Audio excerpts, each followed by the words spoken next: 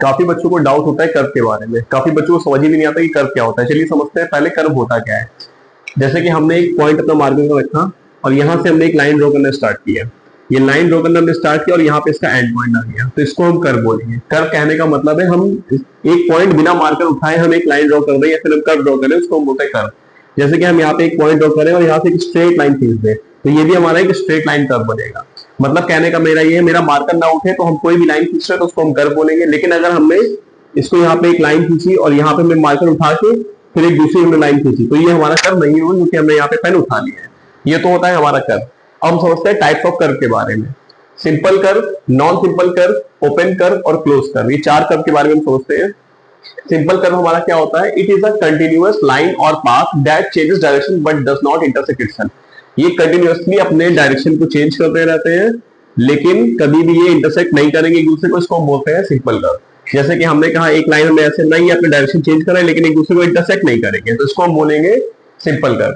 अब हम समझते हैं non simple curve. It is a continuous curve that crosses और इंटरसेक्ट इटसेल्फ। ये अपने आप को क्रॉस कर सकते हैं और इंटरसेक्ट कर सकते हैं। जैसे कि हमने यहाँ पे एक लाइन ऐसे खींची तो यहाँ पे ये इंटरसेक्ट इस पॉइंट पे कर रहा है, इसलिए इसको हम बोलेंगे नॉन सिंपल कर्व। जैसे कि हमने देखा यहाँ पे हम एक दूसरा बनाया तो यहाँ पे ये आके ये यहाँ पे इंटरसेक्ट कर रहा है, इसलिए इसको बोलेंगे हम नॉन सिंपल कर्व। नेक्स्ट है हमारा open curve. It is a continuous line that do not form a close loop. इसमें हमारा क्लोज लूप नहीं बनेगा, उसको हम बोलते हैं ओपन कर्व। जैसे कि स्ट्रेट लाइन हम बोल दें ये हमारा एक ओपन कर्व है, या फिर हम पैराबोला बोल दें, ये फिर हमारा एक ये क्या है, इसमें कभी भी इंटरसेक्ट या फिर क्लोज नहीं होगा हमारा ये, इसको हम बोलते हैं ओपन कर्व। क्लोज कर्व क्या है हमारा? Path whose starting and ending points are same. इसकी स्टार्टिंग और एंड पॉइंट सेम रहेगा हमारा, उसको हम बोलेंगे क्लोज कर्व। जैसे कि हम एक सर्कल बना ले तो सर्कल की स्टार्टिंग और एंडिंग पॉइंट दोनों सेम रहेंगे हमारे, ये हमारा होता है क्लोज कर्व। कोई और एग्जांपल हम बना लें, जैसे ये हम ये बना रहे हैं तो यहाँ पे इसकी स्टार्टिंग पॉइंट भी यही थी और इसकी एंडिंग पॉइंट भी यही, तो इसको बोलेंगे क्लोज कर्व। अब जरा समझते हैं डिफरेंस क्या है हमारा सिंपल कर्व ओपन कर्व में।